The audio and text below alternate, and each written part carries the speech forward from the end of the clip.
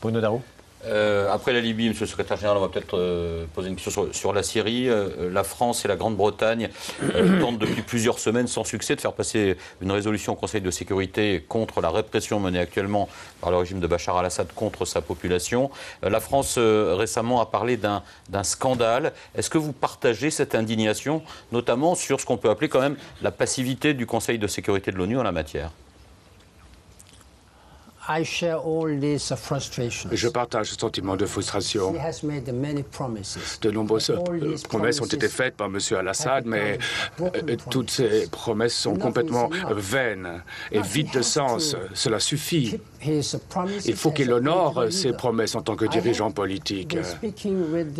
Je lui ai parlé à plusieurs reprises et il m'a promis qu'il n'y aurait pas d'opération militaire et le lendemain, il y a des opérations militaires qui tuent de nombreuses personnes. Vous estimez qu'il s'est moqué de vous quelque part ?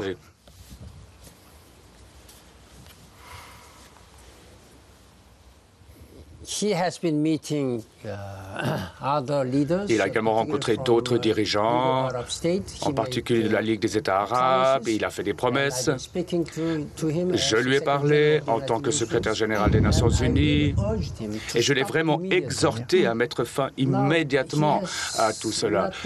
Mais il n'a rien fait. Il va être responsable de tout ce qui s'est passé dans son pays. Il semblerait que plus de 2500, 2600 personnes ont été tuées et c'est une situation tout à fait inacceptable. Et c'est pour cette raison que j'ai prié instamment les Nations Unies de parler d'une seule voix, de façon cohérente. Est-ce qu'il doit partir, Bachar al-Assad ?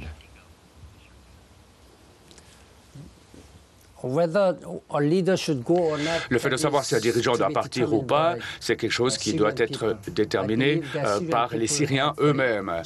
Et je pense personnellement que les Syriens se sont exprimés haut et clair, et il doit les écouter. Très attentivement, il doit écouter ce que disent son peuple. Alexandra Jeunesse. Vous venez de le souligner et vous demandez est-ce que l'ONU s'exprime d'une seule voix. On voit bien que le Conseil de sécurité est bloqué. Mon collègue Bruno Darroux a souligné la passivité du Conseil. Vous avez été beaucoup plus strict et critique du régime de Damas que le Conseil n'a pu l'être lui-même. Est-ce qu'on n'est pas avec la Syrie face à un exemple type des limites de l'action de l'ONU ?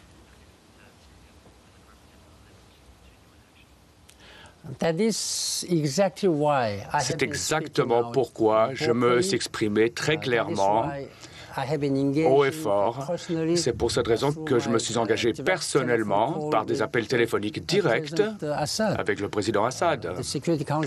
Le Conseil de sécurité n'a pas été en mesure de s'exprimer d'une seule voix, ce qui est regrettable, mais la Ligue des États arabes s'est exprimée très clairement. Le Conseil des droits de l'homme des Nations Unies s'est également exprimé très clairement. Et ils ont décidé d'établir une commission internationale d'enquête. Vous vous souviendrez sans doute que j'ai détaché un assistant humanitaire, mais les activités n'ont pas pu être pleinement réalisées.